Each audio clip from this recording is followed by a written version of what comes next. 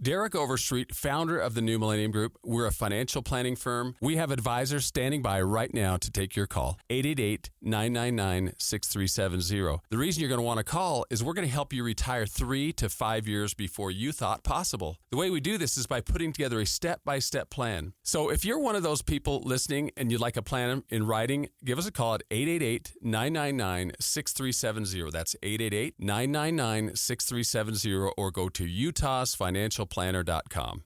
Some of the most meaningful jewelry you own isn't new.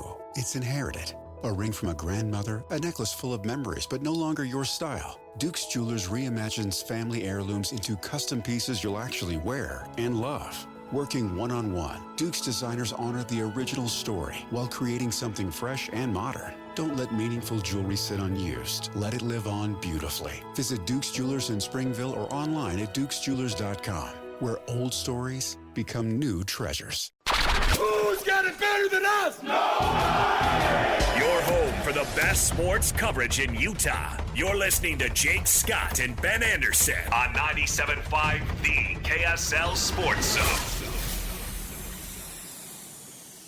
Jake and Ben, 97.5 The KSL Sports Zone. Hey, we're teaming up with Beehive Meals, honoring people that impact youth sports in our communities. Nominate the youth sports volunteer you know for the Beehive Meals Hero of the Week at kslsports.com/contest, and listen every Thursday to JJ and Alex for the winner. It's the Beehive Meals Hero of the Week. Stay tuned at 11:30. We've got another edition of What You Got Wednesday. Have we hammered out the topics? I do. I think so. Did we decide for sure? No, but we're way ahead of the schedule compared to most days. Maybe least favorite days. Because I hate April Fool's Day. No, least favorite day is not a bad idea. No, I don't know. Jake, you only get 5 selections, not 365. Yeah, right. I do hate every single day. Every day I get out of bed in the morning, I think, I just hate this day. You know what? What do you mean you drafted January 1st through 5th? You know what? I'll tell you what. I do kind of hate every day from the standpoint that we don't need to label every day something. It doesn't need to be National Long Sleeve Shirt Day or National One Sock Day, or what. You can Google it, Christian. Today is, I guarantee, 4 different things. Well, it's April Fool's Day. It's also Passover. Well, I'm not talking religious stuff or actual federal holidays. I'm talking about Well, April Fool's Day is not a federal holiday. I would love if it was. Time and a half, baby. To my point, I don't think April Fool's Day should exist. I think it's the dumbest thing ever. To the point that I have U-State Iceman on Twitter connecting me to some BYU TV bit about A.J. DeBonsa coming back. So here are what's going on. No on offense, April 1st, U-State Iceman. Still love you. according to Google. April Fool's Day, National Sourdough Bread Day. Yeah, see? R.I.P. to Christian's wife who cannot eat it. I hate Got that. a gluten allergy. National 1 Cent Day. Hate that? Haven't seen a penny in years. Well, they don't make them anymore. This is a good one we can all get behind. National Takedown Tobacco Day of Action.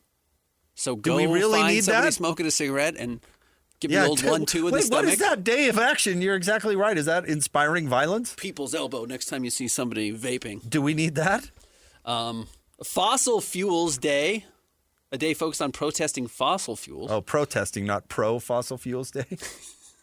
Spraying gasoline. International Tatting Day.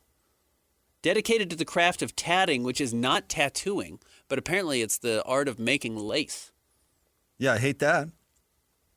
Hate all of this. That's kind of what I have. Do we need a day for all this crap? Well, I do like sourdough bread, and I hate anyone who's ever used a tobacco product. Great. So today's one of my best days. Ben loves sourdough bread. So let's have a day. Let's have a day honoring sourdough bread. Been waiting all year for it. It never comes soon enough. Ben can't wait to beat up some smokers. I bet he's Googling this stuff every single day. Groin kick for somebody who's dipping.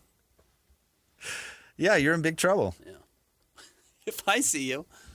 Don't hey, go bro, up. Yeah, right. You know what today is? It's Take Down Tobacco National Day of Action. And you picked the wrong day to meet one Ben Anderson. I'd like to see you go up to Utah Spring Ball and try and attack anybody who's dipping. Yeah.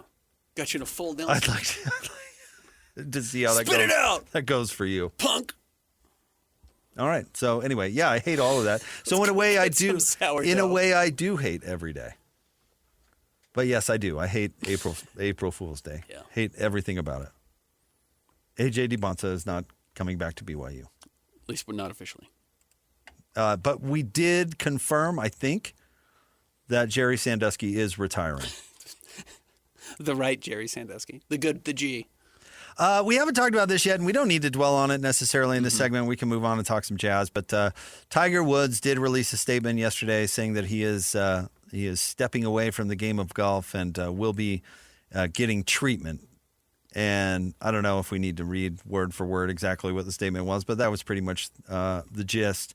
He did plead not guilty to DUI, and we'll see what eventually comes out of that. But he will not be, for everybody who's wondering, he will not be at the Masters next week.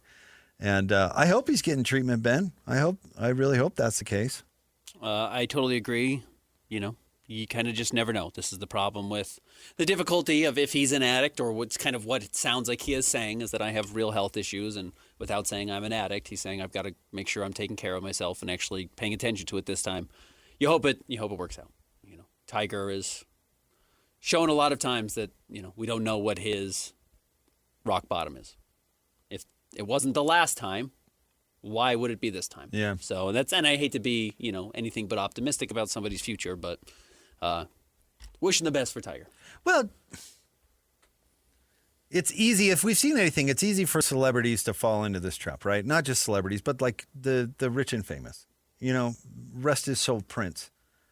Had issues with this, or Michael Jackson, or you can go down the list. Yeah. Or even that Angels pitcher. Do you remember that guy from a few years ago? You have to. Part of Tiger Woods' problem is his privacy. You know what I mean? That's part of the issue. And there's people around these rich and famous that enable them to live this lifestyle. And it's easier for them to live this way than your normal person because they have the financial means, and they have people who are willing to. What was the name of Elvis's doctor? Dr. Feelgood? Yeah. And so they really have to be motivated to stop because no one's going to stop them. Because nobody's going to stop them. Agreed. And we had an off-air conversation about this. I've encountered, I just broke my arm. I've encountered this in my personal life. Doctors out there are extremely hesitant to prescribe opiates, which is a good thing. A great thing. Yeah. A great thing. But I fear that trend has not made it to the doctor for the stars. Your you know doctor what I mean? is hesitant to do that because that's a good doctor. Right. Who has his patient's best interest at heart. And man, I hope Shout out Mariah.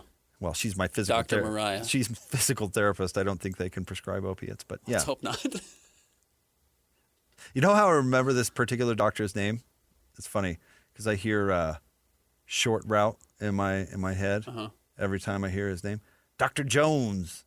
Okay. You know what I mean? From Temple of Doom. Yeah. But anyway, shout out to him. Good doctor. Yeah, right. Not a football short route. No. Character. The character. Yeah. Your guy, didn't you draft him the other day? I did. For what? Hui Kwan. For something? Yeah. Second acts as an actor. Kid stars. Kid star second acts. Anyways, Tiger Woods, bad second act. Bad third act. Let's hope it's not his third act.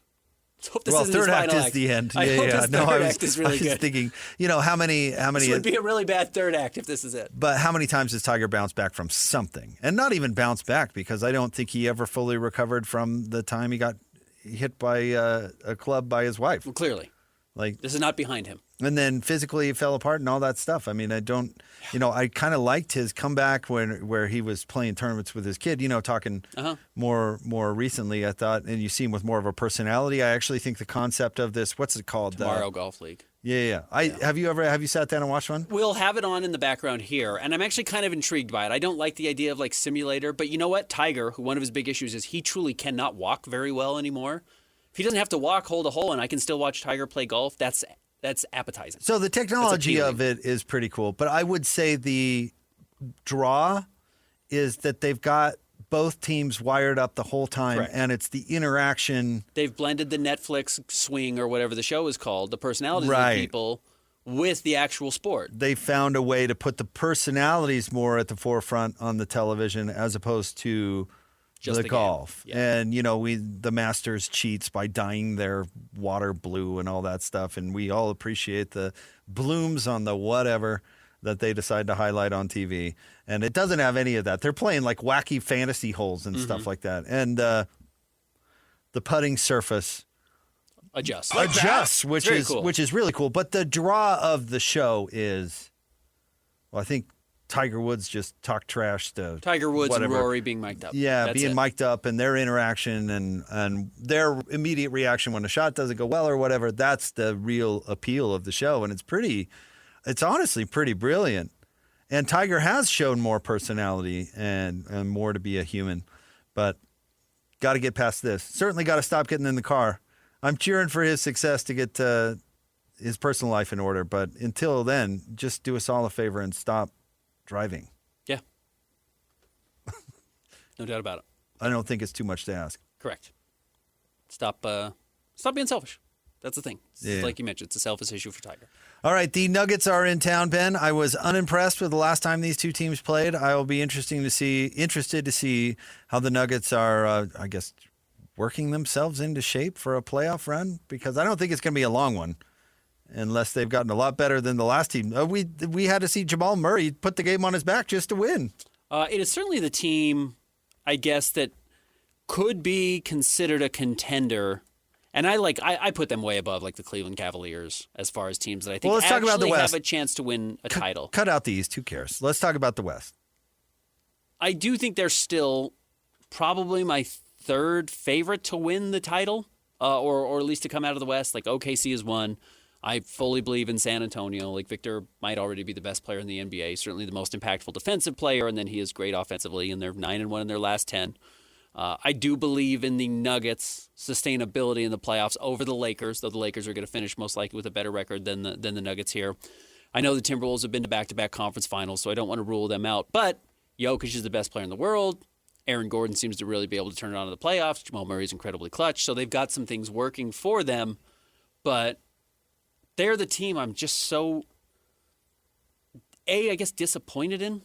Just because it's just like, why is this not working better? Why is this not easier? This is the best and most talent I think Jokic has had around him. Like, this is a really good roster. This is a complete roster. And they've even gotten some luck with guys like Peyton Watson breaking out and turning into really good two-way players. And it's still just, maybe it's just bias of watching them play here, but it's how they play a lot. It's, the reason why they're not the second-ranked team in the West right now. They just blow weird games. They just have bad outings. They have no-show performances, which is seemingly uncharacteristic for what that team has been for the last few years. The infighting, we were talking about general managers a couple segments ago, right? The infighting that the team had with the previous general manager and the coach, I think was a lot uglier than even we saw. Mm-hmm. And we saw a lot.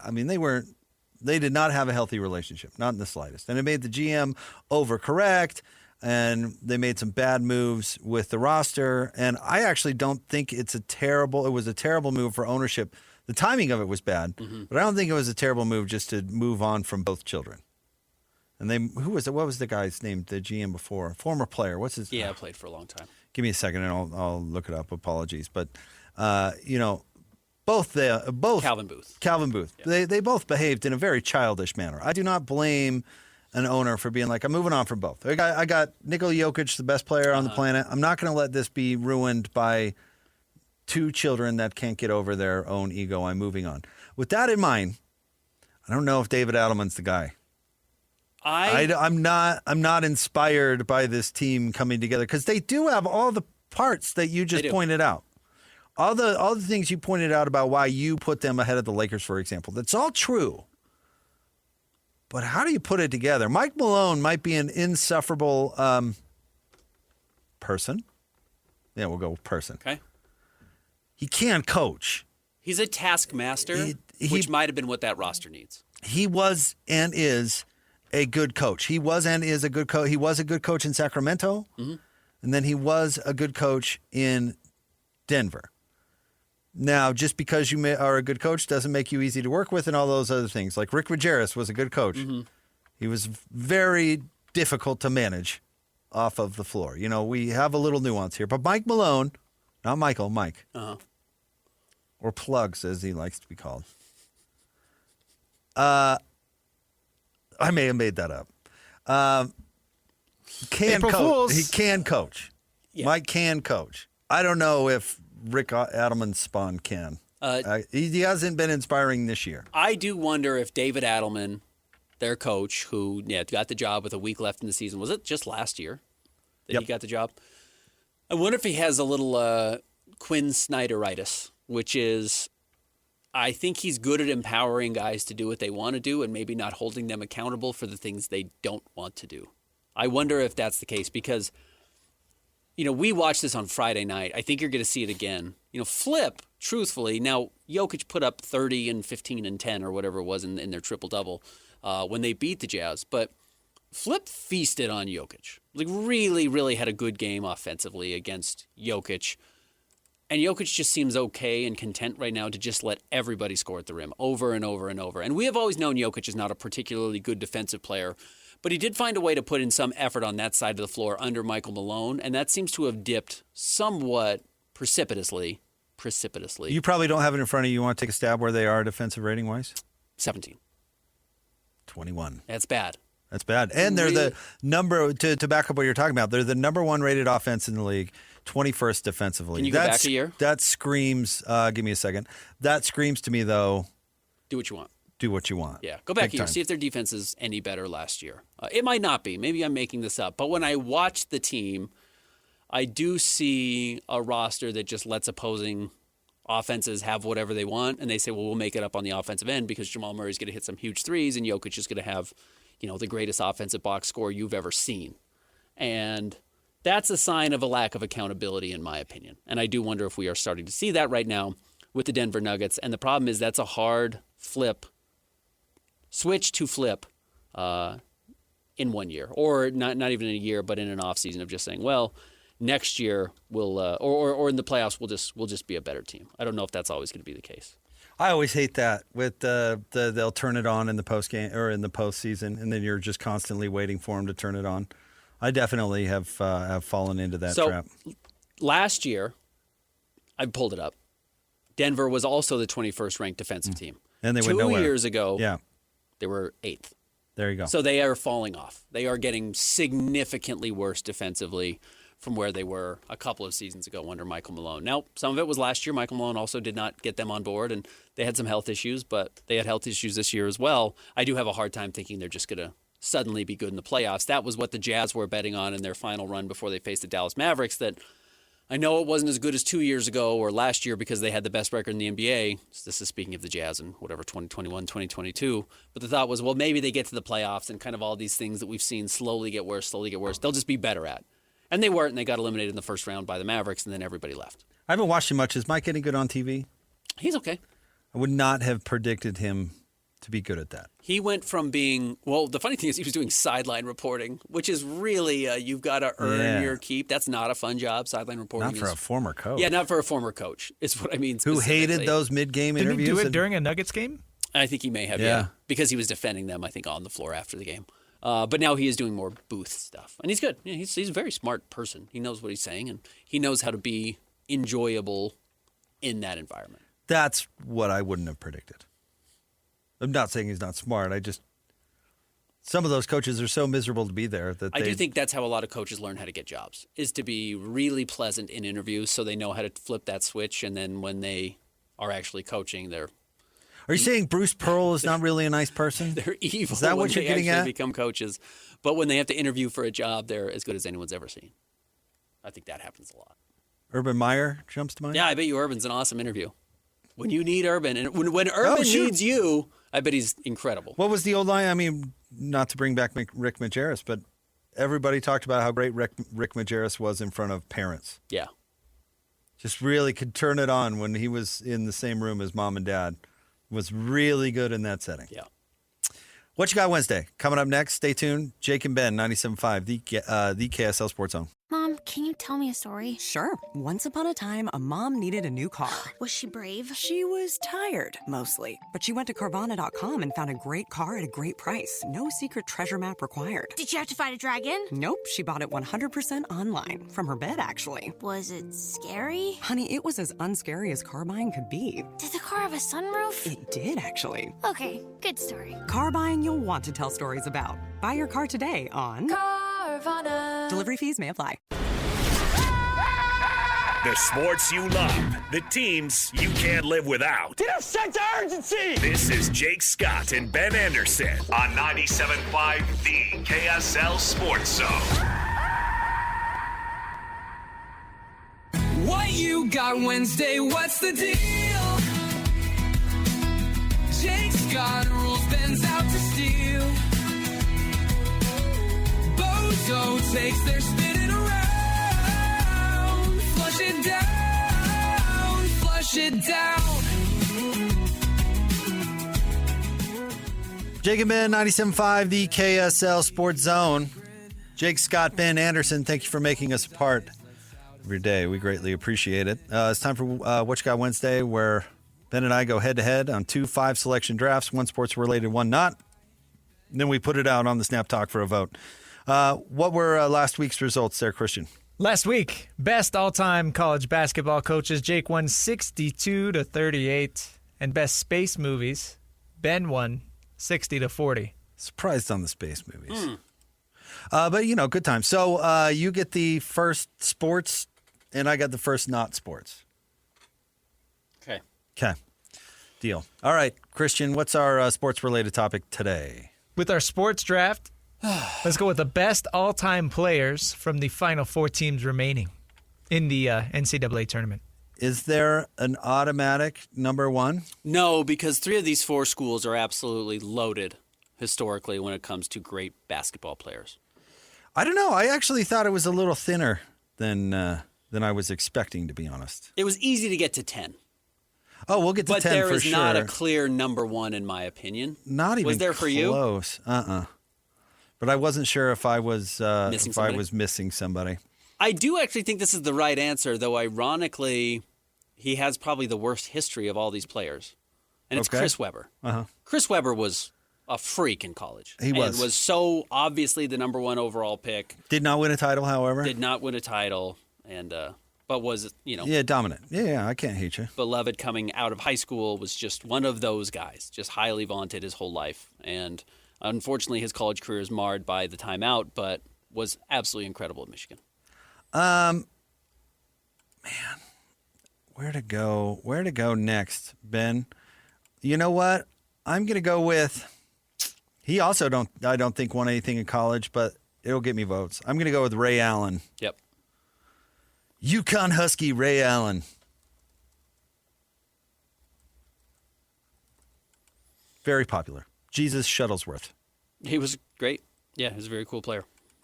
He was maybe the other player I was thinking if I didn't take Chris Webber number 1. All right, I will go with a guy who did win a title, was a great college player, and actually had a much better NBA career and a cooler NBA career than I expected because he didn't become kind of the ball hog that I thought. And I'll go with Kemba Walker. Oh, he was great in college. He was really great in college, and that was like a 6 seed. That UConn team was not front runner all the way. In fact, I don't know if they were going to make the tournament if they didn't win the Big East tournament, which he hits the buzzer beater over Pitt and then does win the national title. It's one of the great runs of all time, so give me Kemba. Yeah, Kemba was awesome. Can't hate you there. And that legit is like a call. I mean, if we're drafting what they did in college, that legitimately is a great pick. In a similar vein, I'm going to go with Mike Bibby. Okay. A lot of guards on this list. Well, it's college basketball. We're going to talk a lot about guards. Yeah. But yeah, Mike Bibby. Yep, no argue there. Champion. Better college player than pro player, but was a very good NBA player. But you say the same about Kemba. Absolutely. Yeah, for sure. Man, do I want to get cute? I'm not going to get cute. I'm going to stay with a really great college player. And people, I do think, forget how good he was in college because he ended up being a good pro, and obviously there's very close ties here. Darren Williams was a very good college basketball player. Well, he had a great run. And he had a great run. I think that Illinois team lost 1 game all in the regular season and then lost the national championship to North Carolina. But, I mean, he overtook Chris Paul somewhat legitimately through his play throughout the college season. He was great in college. He was a great college player. Yeah, no doubt. I'll take D-Will. Of a pretty barren team in Illinois history, not a lot of great players. I am surprised I'm getting this player this late. Okay. He was a national champ Richard Rip Hamilton. Yeah. Saw him at a mall in Florida one time. Also saw him play in the NBA a lot. Arguably the best Husky of all time. Yeah. Awesome. And won an NBA title. Was instrumental in that. Rip's cool. Rip's an all-time cool player. No doubt about it. Good pick. I want to give Arizona a little love, though I shouldn't. I'm going to go with another very cool player. Out of nowhere. Not out of nowhere, but maybe not the player a lot of people think. Give me Sean Elliott. Sean Elliott was a cool NBA player and a cool college player. I think he was a good NBA player. I think he was a little bit of a disappointment. A lot of people thought he was going to be a superstar. Yeah, because he was two-time All-American. Yeah, it did not turn into that. I can't believe I'm getting this. Is this my fifth pick? Fourth. Wow, even still, I'm going to take him while he's still on the board. Maybe one of the best NCAA tournament runs of all time, you can look it up, was a national champ, Michigan's all-time leading scorer, 2,442 points. Yeah, I thought I was going to get him. And had one heck of a year in the Great Alaska Shootout. At least a night. Glenn Rice. Dang, that's my literally guy, was going to be my next pick. Glenn Rice. Did win the title in 1989. He was awesome. He was awesome. Glenn Rice's senior season at Michigan, 25 points, 6 rebounds, 2 assists, 57% from the floor. He shot 51% from 3 on 5 attempts a game. Dude is awesome. Yeah, truly one of the great runs of all time. You know, if you were to actually go back and take single seasons in college basketball history, that might be it. Glenn would be in the conversation and to win the title. Yep. Yeah, Glenn Rice was unreal, great player. I was going to take him next, but I wanted to give Arizona some love, and I probably shouldn't have. This is my final pick. Give me Damon Stoudemire. Terrible in the tournament. Yeah, that's fine. Pretty synonymous, though, with Arizona basketball. And was a really good player. Nah. All Pac-12, Pac-10 Player of the Year. He's really good. He stinks. All-American. Consensus. Let's see. Led college basketball, at least led the Pac-12 in points and assists. And I think it might have been all of college basketball. It's really rare. All right, Ben. God, no one from Illinois. There's nobody. Honestly, the next best player is D. Brown. Yeah, I know. Who as also much as plays I for the love Jazz. D. Brown. He's probably the best Illinois player of all time. All right, I'm going to go with a champion, and I don't know if this is going to give me any votes, but you know what? The guy was... can I really pull the trigger on that, dude? Okay, Emeka Okafor. Okay. At UConn, he was a champion. You remember how dominant... He beat Duke in the Final Four. And how dominant that dude was at UConn. He was amazing. He was awesome. And was Okafor. really cool. Like a two-way player, probably averaged like 4 blocks a game. He was one of those guys. Didn't do anything. Got drafted by the Bobcats. In the expansion draft. Just didn't do anything. Stinker. All right. Anybody we're forgetting, Christian? Jalen Rose? I thought about Jalen just to get in on the Fab Five action, but you know what? Okafor was better in college than Jalen Rose. Ruined his reputation a little bit with his coaching and his love for punching people. But Juwan Howard. Yeah. Player. Jason Terry. That was it. Otherwise, we got everybody on the board for me. So. Yeah, not D. Brown. Unfortunately. Illinois, very thin. All right, recap. Ben had the number 1 pick. He went Chris Webber, Kemba Walker, Darren Williams, Sean Elliott, and Damon Stoudemire. I take that team. Ray Allen, Mike Bibby, Rip Hamilton, Glenn Rice, and Emeka Okafor. No Trey Burke. No. Had a Not great here. run. Had a great run, but no, you can't draft him in Utah. No. In Michigan, they might. Not here. Not here. Sorry, Trey. All right, our not sports is? In honor of April Fool's Day, let's go with best comedic actors. Best comedic actors. So not comedians per se, although comedians would qualify. Crossover, but not you're only known for being a comedian. Is there an automatic number 1 pick? This is my pick, right? Or is this your it's pick? me. Your pick. I do have a name that always jumps to the top for me when I think of comedic actors. I do too, but I don't know if you can say this is automatically number 1. No, it's not. But I'm going to go with Robin Williams. Okay. Definitely one of the 3 or 4 names that I think has to be in that conversation. Do you have a favorite Robin Williams? A favorite Robin Williams movie? Performance, movie. Well, I mean, his stand-up is Thing. amazing, but that's not what we're really doing. His golf bit is just incredible. But, I mean, the genie is Jeannie is truly legendary. Is absolutely. Mrs. Doubtfire is funny, but Robin Williams. I've never seen Good Morning Vietnam. Have you seen it? It's incredible. I should watch it. One of the best radio movies of all time. Okay, that's good. That's probably in my wheelhouse. I should watch that.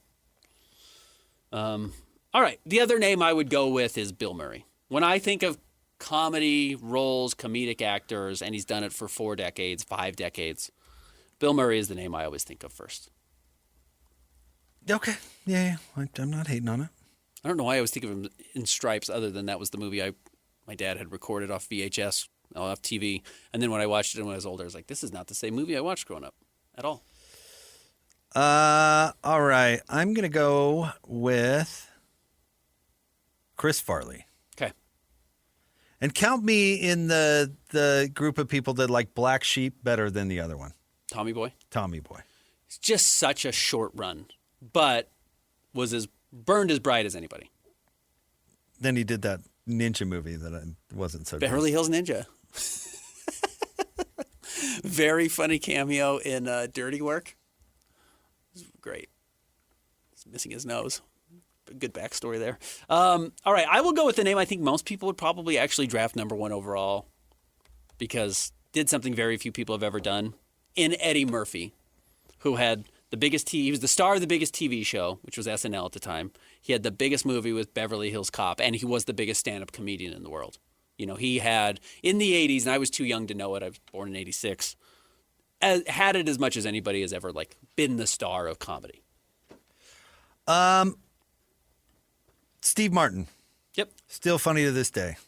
You watched that Only Murders in the Building show with he and Martin Short? And randomly, who's the Mickey Mouse Club person that's in that show?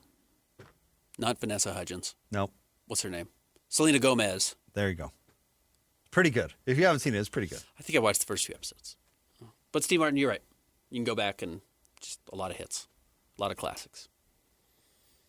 All right. I'm going to go with a guy who had a real stranglehold on the world in the early 2000s. It's Will Ferrell, who has really had a lousy 10-year run.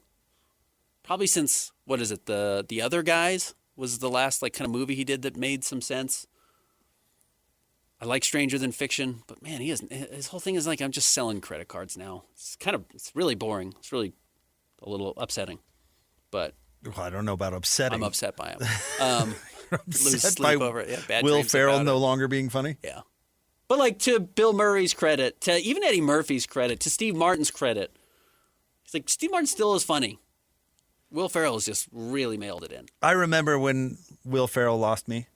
I do find political impressions funny. Uh-huh. I love Phil Hartman, or I guess I could take him. Maybe I should. Yeah. But anyway, his Bill Clinton was hilarious. All this. I watched Will Ferrell's stand up as George W. Bush, and it was so bad. Because he did so bad. It was so iconic on SNL. To do an entire stand up was a bad idea. It was. Yeah, I was like, okay, I can't watch this guy anymore.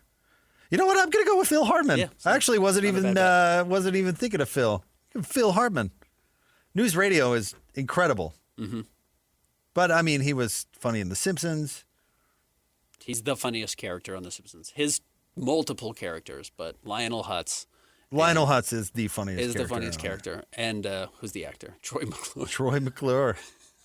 But when they need a babysitter and they hire Lionel Hutz because he's rooting around in their trash, he's like, I'll do it for a popsicle and a rusty bird cage. And then they said, agreed. And he goes, still got it. Yeah, Phil Hartman. Yeah. It's a funny thing, he watched Matlock with the sound off, but he thinks he got the gist of it. He was in a bar watching Matlock with the sound off. That's how he becomes a lawyer. Why were you in a bar? Oh man, the best. Yeah. All right, I will go with. I'll go with John Candy. I know. I love Candy. You took Farley. I'll take Candy. Yeah. Just too many sad similarities there. Other than doesn't sound like. I mean, John Candy did die from an overdose, but did not. Unfortunately, wasn't able to take care of himself. Is this my final one, Christian? All right, this one's coming from the heart, Ben. Okay. I don't know if this gets me any votes, but Leslie Nielsen. I have him above Robin Williams and John Candy. Do you really? Yeah, because I thought you would take him. Oh, I love Leslie Nielsen so much. The Naked Gun movies are so funny. And he was funny. Have you seen the original Police Squad? The television show that the Naked Gun movies are based on? I have not, no. He's hilarious It's really in that like kind of a niche thing. Right? It's a small thing. He's very funny in that too.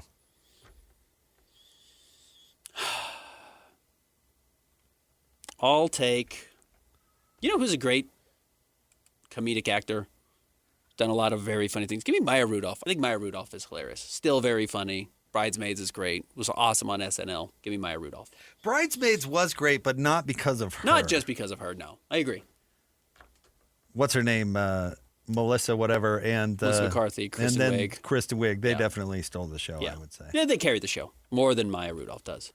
But Maya does some funny. Her Kamala Harris was really great. Was really good. She's funny in Idiocracy, which certainly has a cult following. All right, there's. I would say who'd we leave out, but I mean, there's a zillion of them. Yeah. Who would you have taken, Christian? Sandler. No, he would have.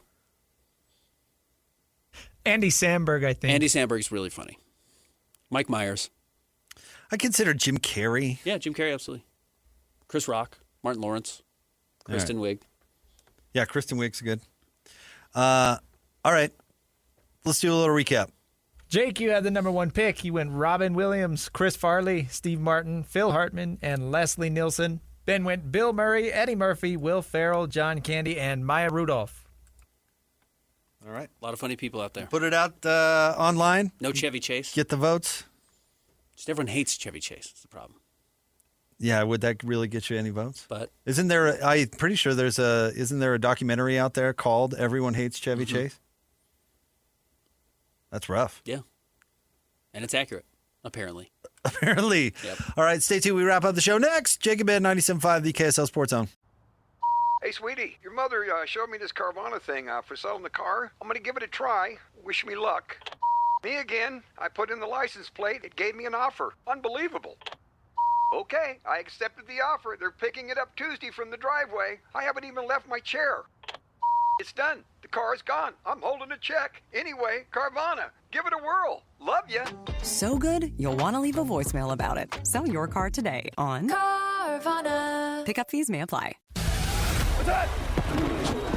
Whether it's the Jazz, Utes, Cougars, or Aggies, these guys have got you covered. Time to eat, fellas. You're locked on to Jake Scott and Ben Anderson. 1, 2, 3, move it. On 97.5, the KSL Sports Zone. Two amigos on their ways, talking sports. They got it made, Jake's Alonso loves his tie guy. Ben's got style with his scarves. Oh my.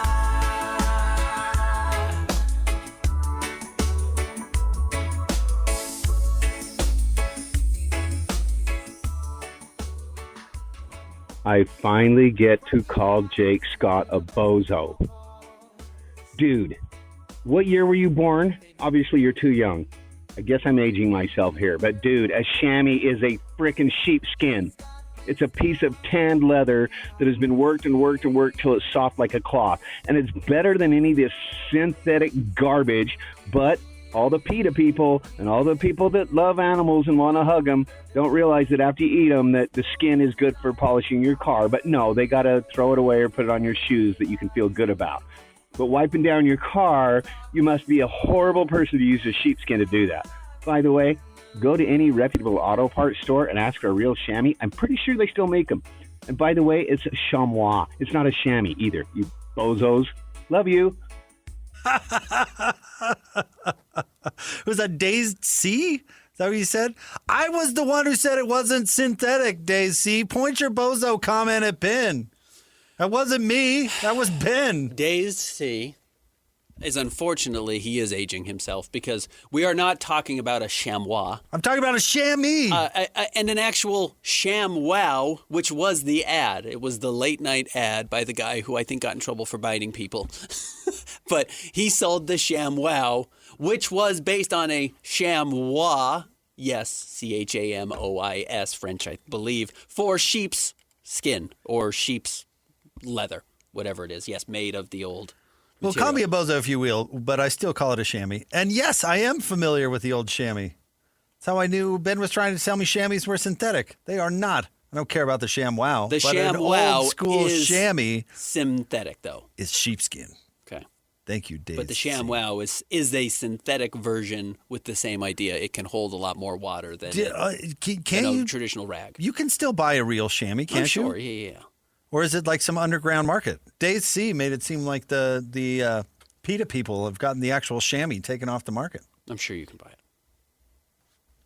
Because, yeah, that stuff soaks up water like you wouldn't believe. A chamois cloth, pronounced chamois, extremely soft, absorbent, durable material. I'm going to see if I can buy some right now. So are they microfiber or not? Not a chamois. I don't care about this stupid late night thing. But that's what people now use from their cars is also microfiber. If you're not using a Sham-Wow or a Shammy or a Sham-Wow. Have you ever bought anything on the late night TV or as seen on TV section? It looks like it is hard to buy real chamois now or chamois. Have you? Because I have only purchased one thing as seen on TV. It wasn't even calling the number. I found it in like Target or something. Mm-hmm. The stupid crinkle hoses. Oh yeah, you know what I'm talking about? Idea. Great idea. It Great. shrinks. Like you look at the commercial and you're like, oh yeah, well I hate wrapping up my hose. That is not how that functions. Yeah, that does not work. No, in fact, the best thing you can do is buy the 5,000-pound hose that doesn't bend at all and is impossible to use, but it will never break. Every hose that's designed to be flexible just tears and breaks and doesn't work. No, I only spent my money on Miss Cleo. Just get my fortune read. Rest her soul. I think she went to jail. And is she dead now? She's dead. But she did go to jail, right? She got in trouble for being a fake, actually. She's not a real psychic, if you can believe it. I could see a lot of trouble. I could see Christians staying up late and calling those talk lines. I'm bored. You know what I mean? Yeah, I think maybe something other ones actually AI has done well is a lot of people are dating AI partners. How's that good? Well, it's better than spending your money on Miss Cleo of just being, I just need somebody to talk to. Is it? Well, you're not spending money. And Miss Cleo is just going to find a way to get you on board to continue to take your money. But you have a relationship with a computer. At least Miss Cleo is a real person. But it's not actually a mind reader or a psychic, and she's just taking your money. At least you're not losing money. Is a person. Like you don't fall in love with your vacuum, Ben. You're not going to like... You're going to fall in love with a computer? That's a good place to end the show. Is it? You're saying it's okay for people to fall in love with AI? All right. Scotty G and friends, including me for the first segment, coming up next. We'll talk to you tomorrow on Jake and Ben, 97.5, the KSL Sports Zone. Make game day yours. Tickets, food and drinks, stats, and streaming. Everything you need is in the Utah Mammoth app. Download today and make game night easy. Download on both Android and iPhone. Tusk Top. I sold my car in Carvana last night. Well, that's cool. No, you don't understand. It went perfectly. Real offer, down to the penny. They're picking it up tomorrow. Nothing went wrong. So, what's the problem? That is the problem. Nothing in my life goes as smoothly. I'm waiting for the catch. Maybe there's no catch. That's exactly what a catch would want me to think. Wow, you need to relax. I need to knock on wood. Do we have wood? Is this table wood? I think it's laminate. Okay, yeah, that's good. That's close enough. Car selling without a catch. Sell your car today on Carvana. Pickup fees may apply.